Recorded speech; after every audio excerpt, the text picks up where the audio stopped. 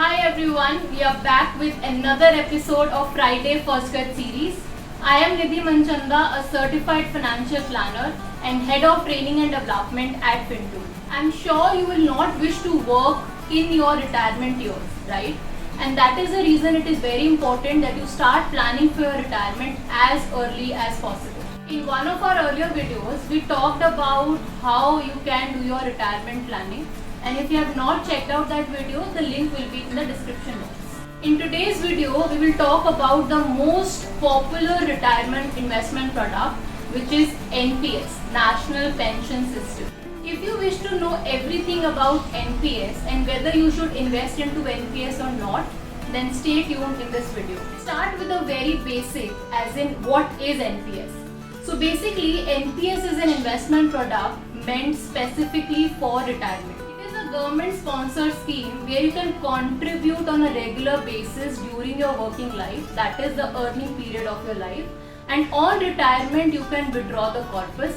Now when it comes to retirement, only a part of the corpus you can withdraw and the remaining you will have to use to buy an annuity product.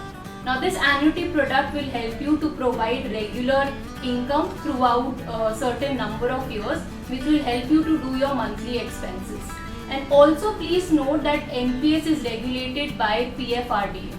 Now that we are aware what is NPS, it is important to know that NPS offers two different types of accounts. That is Tier 1 account and Tier 2 account. Mandatory to have a Tier 1 account, and only if you have a Tier 1 account you have the option to open a Tier 2 account. Which means without Tier 1 account you cannot have Tier 2 account. Let's see what is the difference between Tier 1 account and Tier 2 account. The first difference is related to the minimum investment. In Tier 1 account, the minimum investment that you need to do is 500 rupees. And if you are doing an investment on a regular basis, then per contribution the minimum investment is 500. So for example, you are making a monthly investment into an NPS.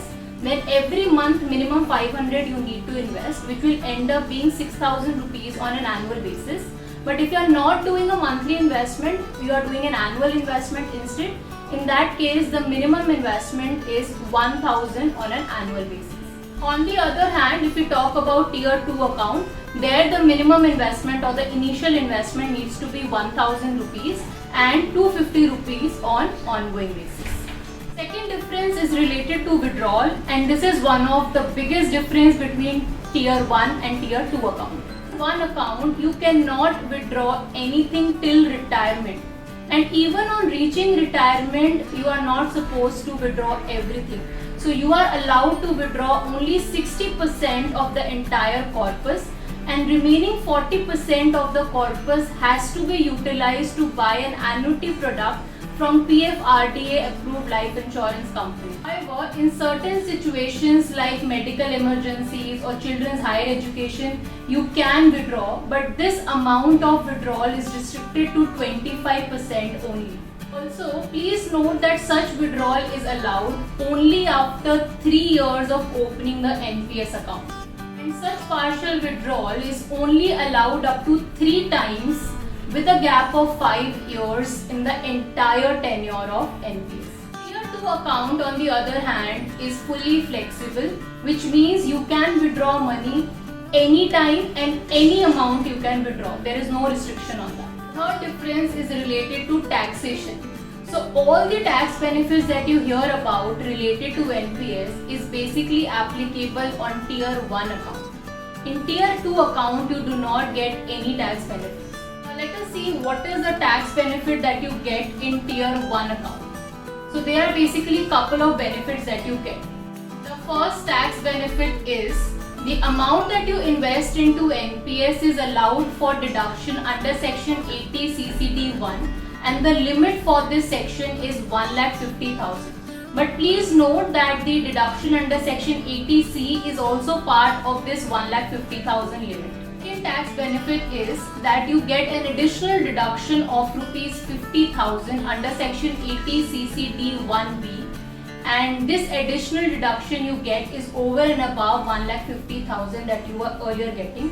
This is also for your own contribution towards NPS. The Thus, a total of 2 lakh deduction you can get if you are investing in NPS. Third tax benefit is related to employer contribution towards your NPS. So if your employer is also contributing in your NPS investment, then you get an additional deduction of 10% of your salary, which is basic plus TA, and this deduction you get under section 80 CCD 2. Fourth tax benefit is related to maturity amount. So basically in NPS at the time of maturity, you are allowed to withdraw a lump sum of 60% of your corpus, and this 60% of corpus on withdrawal at the time of retirement is fully tax free. You do not have to pay any tax on this. But yes, on the remaining 40% you have to pay tax because it is taxable. So these were the tax benefits that you get in tier 1 account of NPS. On the other hand, in tier 2 account you do not get any deductions, and also whenever you withdraw your money or when you withdraw at the time of maturity, the amount will be fully taxable. Nothing will be exempt. Now that we are clear with the difference between tier 1 and tier 2 account of NPS, you might have a question in mind as in exactly where the money is invested. So NPS invests in 4 different asset classes. The first one is equity, the second one is government securities, third one is corporate securities, and fourth one is alternate investment fund. Now you must be wondering as in how much will be invested in each asset class. Well, it depends upon which investment option you have selected. So basically there are 2 different investment options that NPS offers.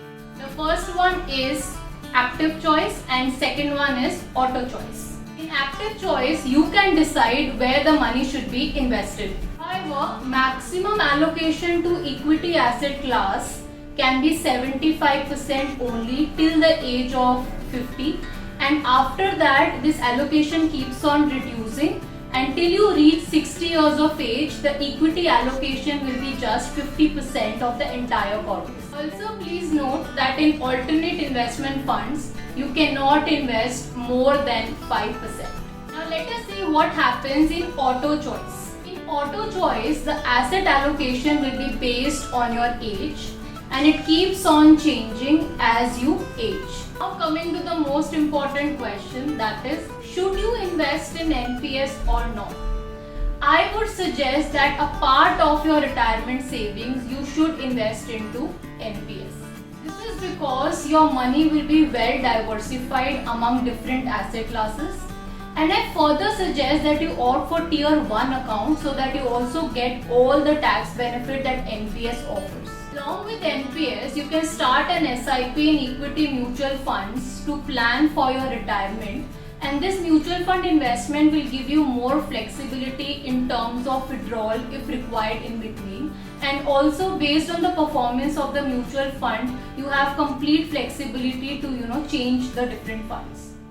I hope you have a better understanding of NPS now, and I understand that NPS is a very vast topic and you might have some more questions.